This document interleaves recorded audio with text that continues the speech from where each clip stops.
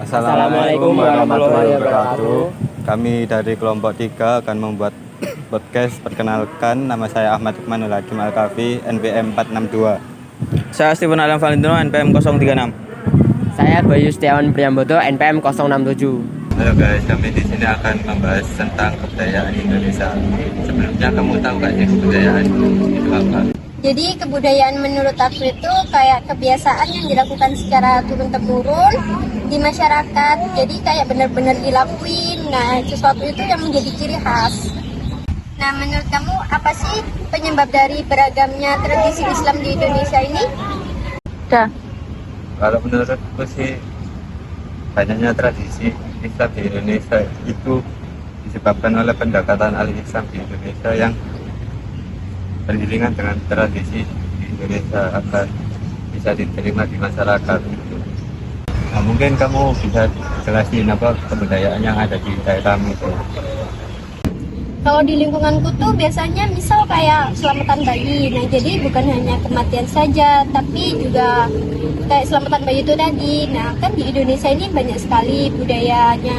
Tapi kan kalau kita misal ngomong salah satu kebudayaan tersebut, ya itu tadi selamatan bayi. Nah, kalau di daerahku ini itu kan kayak apa waktu acara akikoh.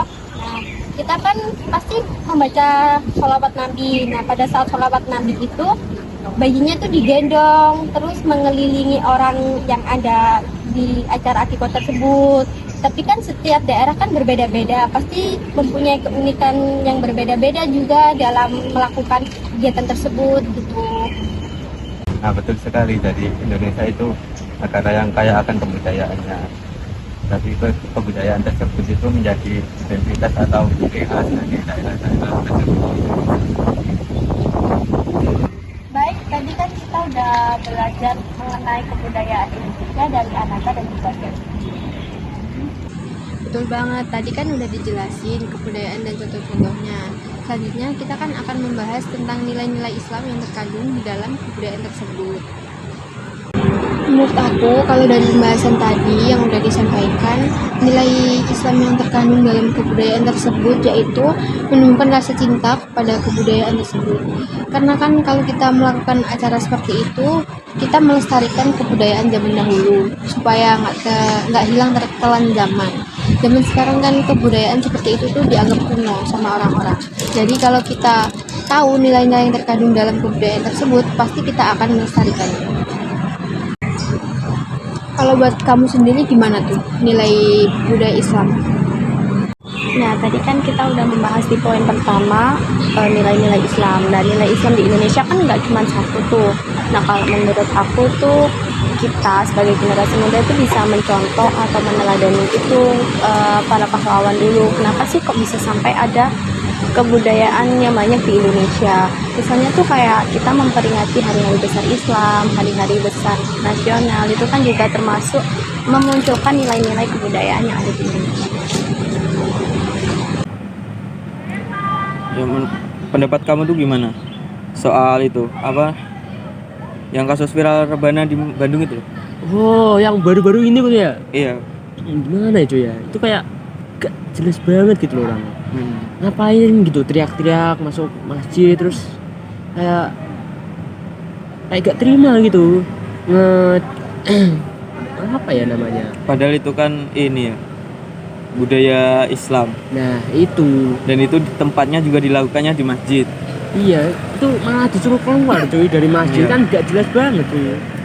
Itu mungkin oknum orang-orang yang memang membenci ini Islam sama budaya. Ya, kayak denial gitu kan ya. Betul. Nganggep bid'ah gitu kan.